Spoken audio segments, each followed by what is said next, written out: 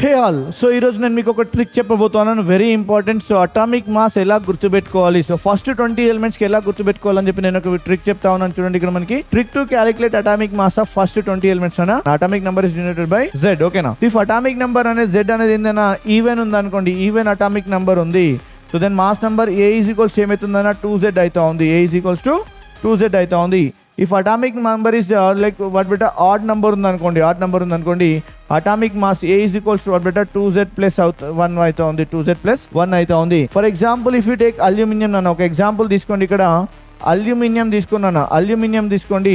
Aluminium atomic number ఎంతనన్నా 13 అన్న. Aluminium atomic number 13. So mass number ఏమవుతుందన్న ఇక్కడ మాస్ ఏమవుతుందన్న 13 ఇంటూ 2 ప్లస్ 1 అవుతుందన్న.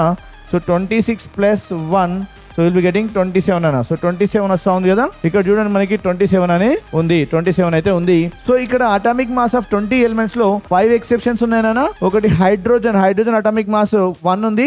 1 ఇంటూ 1 ప్లస్ 1 కావాలి, 2 కావాలి, బట్ ఇక్కడ ఏమవుతుంది మనకి ఓన్లీ 1 ఉంటుంది.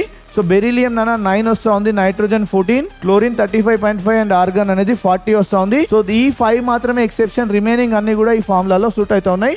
ఇట్లాంటి మరిన్ని ట్రిక్స్ కోసం stay tuned to Vedanta Telangana 9 and 10 and click on the bell icon to get all the updates. And this is Srikanth sir, your chemistry master teacher.